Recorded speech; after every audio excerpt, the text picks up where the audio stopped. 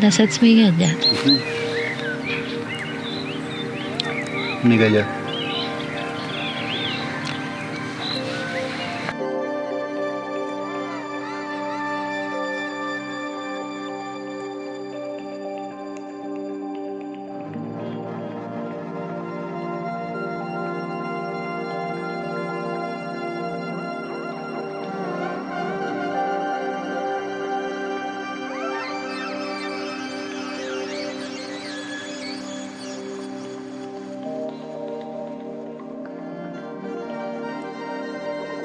Nekem a főzés az egyetemi évekhez kapcsolódik, így elkezdtünk barátokkal otthon főzni, meg albérletekbe főzni, meg kollégiumba főzni.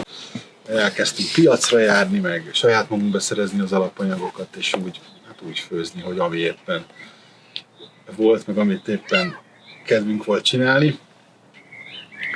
Ami nagyon megmaradt bennem, hogy van egy nagyon kedves barátom, Kis Andor szobrászművész, akivel kifejezetten sokat főztünk. Tehát, hogy így az egy program volt, hogy így elmentünk piacra, beszereztük a dolgokat, mindig valami tematika volt, és akkor otthon megcsináltuk.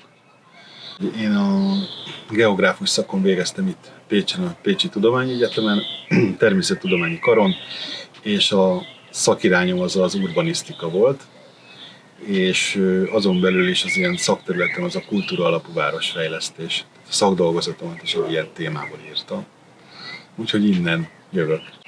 De amikor Józsefvárosban dolgoztam egy kiútprogram nevű ilyen mély szegénységben élő embereknek szóló mikrohitelezési programba, akkor ott több olyan vállalkozás is volt, amilyen élelmiszerrel, kisbolt, pizzéria, ahol úgy közelebb kerültem ehhez, a vállalkozási részéhez, és akkor úgy döntöttem, hogy a munka mellett elmegyek szakács iskolába, tehát ugye szakközépbe elmentem tanulni.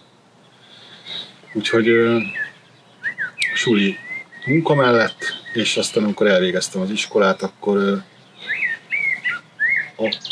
úgy döntöttem, hogy szakmát is váltok, tehát elkezdtem szakácsként munkát keresni.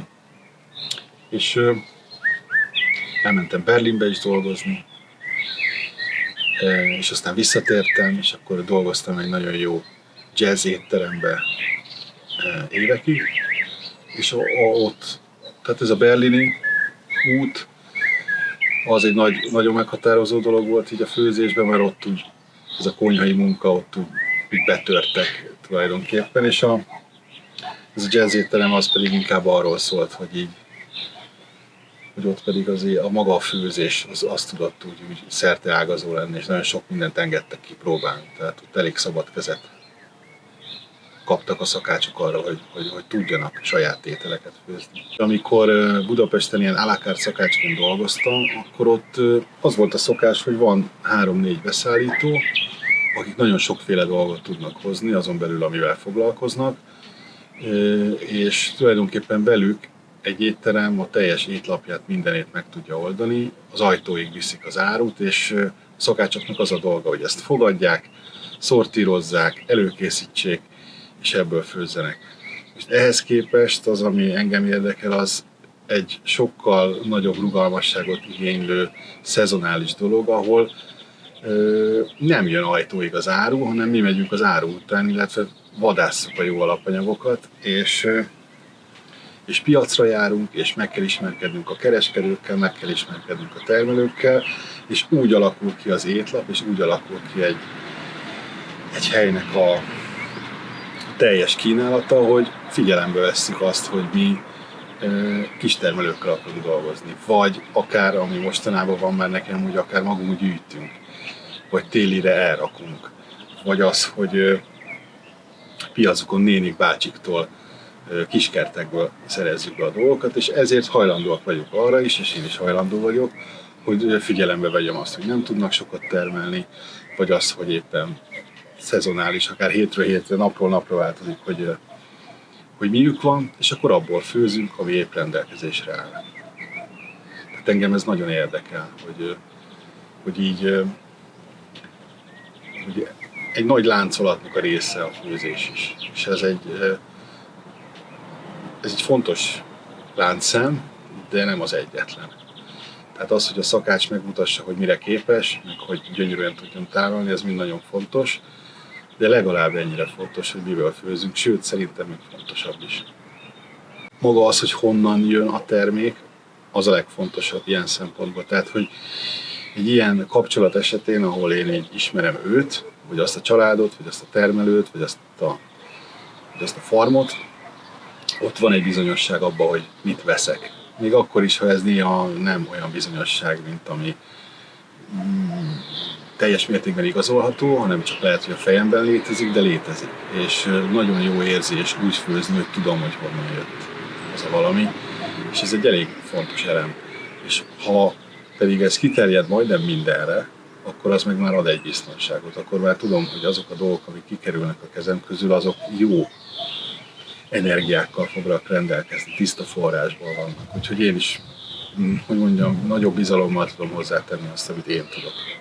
Most ebbe is visszanyúlok egy kicsit, úgy látszik ez most egy ilyen jazz éttermes nap, hogy így azokra az emlékekre, amikor ott főztem, egy pici konyha volt, és sokszor kellett egyedül dolgozni, és az egy olyan életszakasz volt nekem, ami nagyon nagy részben szólt arról, hogy az éjszakában lenni, és bulizni, és így élvezni az életet, két végén égetni a gyertyát. Ezért aztán a napok is nagyon ziláltak voltak, ugye egy buli után is be kellett másnap menni dolgozni, és ha aznap is buli volt, akkor a következő nap is be kellett menni dolgozni. Nagyon megvan ez az emlék, és már akkor is úgy kialakult, hogy ha felvettem a ruhát és a kötényt, és bekerültem abba a burokba, akkor ez így mind eltűnt. És ott bele tudtam helyezkedni egy teljesen más ilyen fókuszált tudatállapotba. És ez olyan volt, mint egy ilyen menedék igazából. És egyébként azóta is a konyhára és a főzésre tekintek így, hogy ha ezzel foglalkozom, akkor ugye egy kicsit megszűnik a külvilág, és rá tudok koncentrálni egy dologra, ami nekem egyébként baromi nehezen megy. Tehát, hogy ezért is jó szakácsnak lenni, mert hogy ott maga a dolog jellegéből adódóan rá kell tudni koncentrálni valamire, vagy akár több dologra is, de az mindezen a burkon belül van.